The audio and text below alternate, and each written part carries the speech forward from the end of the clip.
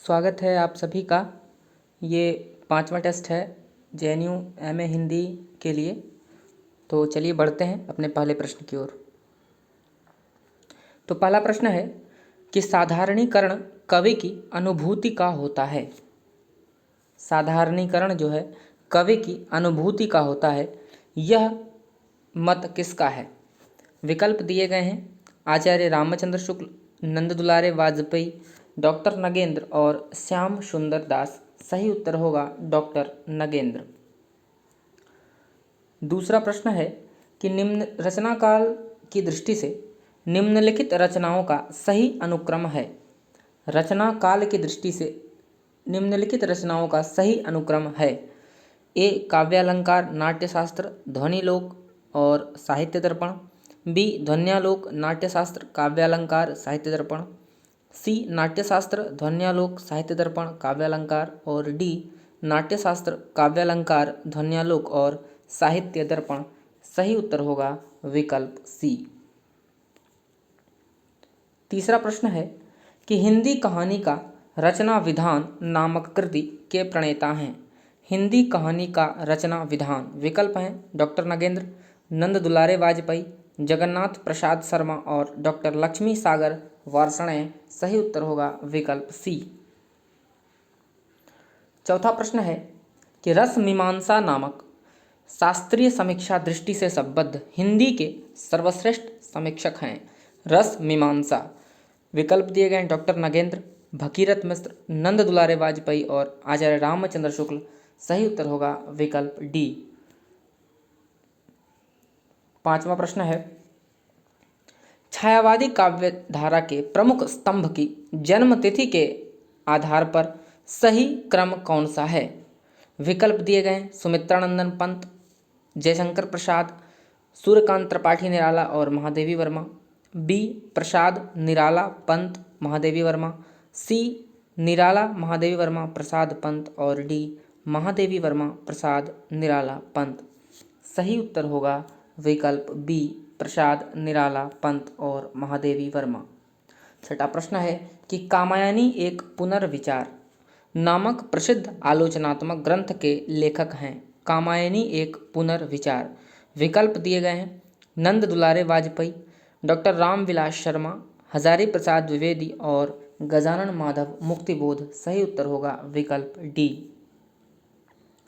सातवां प्रश्न है कि श्री कृष्ण भक्ति शाखा में मधुरा भक्ति भावना का समावेश हुआ निम्नलिखित के अनुकरण से।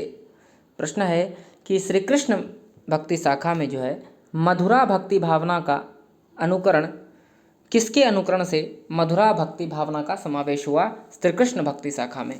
विकल्प दिए गए हैं जायसी, चैतन्य महाप्रभु, स्वामी हरिदास और रसखान। सही उत्तर होगा चैतन्य महाप्रभु। आठवां प्रश्न है कि खालिक बारी कोश ग्रंथ है किसकी रचना है? खालिक बारी विकल्प दिए गए हैं निज़ामुद्दीन औलिया, मलिक मोहम्मद जायसी, अमीर खुसरो और हेमचंद्र। सही उत्तर होगा अमीर खुसरो। आठवां के बाद नौवां प्रश्न है कि रसखान कवि का वास्तविक नाम था। रसखान कवि का वास्तविक नाम था। विकल्प दिए गए हैं नसीम खान, अली मोहम्मद, अब्दुल और डी सैयद इब्राहिम। सही उत्तर होगा सैयद इब्राहिम। 10वां प्रश्न है कि चंद्रावली नाटिका के रचयिता हैं।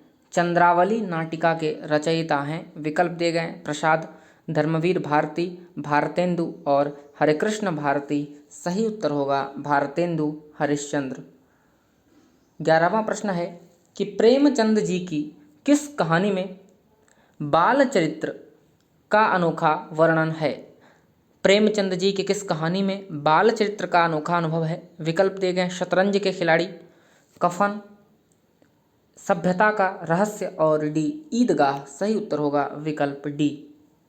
12वां प्रश्न है कि कवि केशव दास की कौन सी कृति अपने वर्ण विषय की अपेक्षा छंदों की विविधता में भटक गई लगती है? प्रश्न है कि कवि केशव दास की कौन सी कृति अपने वर्ण विषय की अपेक्षा छंदों की विविधता में भटक गई लगती है? विकल्प दिए गए हैं कविप्रिया, रसिक प्रिया, रामचंद्रिका और रतन बावनी। सही उत्तर होगा रामचंद्रिका। 13वां प्रश्न है कि वे कवि जो काव्य सर्जना के साथ साथ भारतीय स्वतंत्रता आंदोलन में भी सक्रिय रूप से जुड़े थे उनमें अग्रगण्य हैं। वे कवि जो काव्य सर्जना के साथ साथ भारतीय स्वतंत्रता आंदोलन में भी सक्रिय रूप से जुड़े थे उनमें अग्रगण्य हैं। विकल्प दिए गए हैं हरिऔध, मुकुटधर पांडे, मैथिली शरण गुप्त और रूप नारायण पांडे। सही उत्तर होगा जी हाँ विकल्प सी, मैथिली शरण गुप्त। 14वां प्रश्न है कि भाषा की लघुत्तम इकाई है। विकल्प दिए गए हैं ध्वनि, पद, अर्थ और वाक्य। सही उत्तर होगा विकल्प ए, ध्वनि। 15वां प्रश्न है कि हिंदी भाषा के सतत प्रवाह को ठीक एक जैसे न विकसित हुआ देख उसके एक विशेष युगीन रूप को निम्नलिखित भाषाविद ने नाम दिया पुरानी हिंदी। हिंदी भाषा के सतत प्रवाह को ठीक एक जैसे विकसित न हुआ देख उसके एक विशेष युगीन रूप को निम्नलिखित भाषाविद ने नाम दिया पुरानी हिंदी। विकल्प दिए गए आचार्य देवेंद्रनाथ शर्मा, बी बाबूराम सक्सेना, सी गुलेरी जी और डी ग्रियर्सन। सही उत्तर होगा चंद्रधर शर्मा गुलेरी।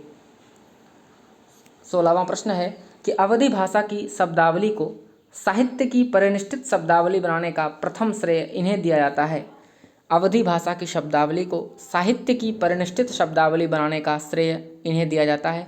विकल्प दिए गए हैं जायसी, कुतुबन, गोस्वामी तुलसीदास और अमीर खुसरो। सही उत्तर होगा विकल्प सी, गोस्वामी तुलसीदास। 17वां प्रश्न है कि भारतीय संविधान में हिंदी को संघ की राजभाषा के रूप में मान्यता मिली। विकल्प दिए गए हैं 10 मई 1963 ईस्वी, 15 अगस्त 1947 ईस्वी, 26 जनवरी 1950 ईस्वी और 14 सितंबर 1949 ईस्वी। सही उत्तर होगा विकल्प डी, 14 सितंबर 1949 ईस्वी। 18वां प्रश्न है कि मानक भाषा किसी भाषा का वह रूप होता है। मानक भाषा किसी भाषा का वह रूप होता है। विकल्प दिए गए हैं जिससे उस भाषा का सम्मान बढ़ता है, भिन्न भिन्न भाषा क्षेत्र में उसका एक रूप समान रूप से प्रामाणिक माना जाता है और वही तदनुरूप प्रयुक्त होता है। सी, जिसके आधार पर दूसरे भाषा रूपों की स्थिति जांची परखी जाती है। और डी, प्रदेश सरकार जिसे मान्यता प्रदान करती है। तो मानक भाषा कौन सी होती है? तो इसका सही उत्तर हो जाएगा जी हाँ विकल्प बी। 19वां प्रश्न है कि अष्टछाप की सर्वप्रथम प्रतिष्ठा किसने की?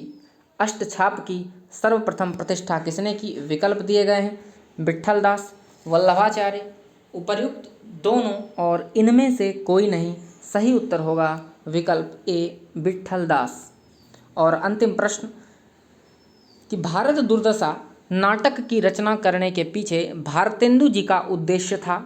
ए दिया गया है विकल्प भारतवर्ष की कथित दुर्दशा का खंडन करना, बी अंग्रेजी शासन की व्याज स्तुति करना, सी भारतीय नागरिकों को अन्याय के विरुद्ध खड़े होने के लिए प्रोत्साहित करना और डी अन्योन्य देशों से तुलना करके दिखलाना कि भारतवर्ष औरों से कितना बेहतर है। इस प्रश्न का उत्तर और अपने प्राप्तांक आप हमारे साथ अवश्य करें। आज के लिए इतना ही, धन्यवाद।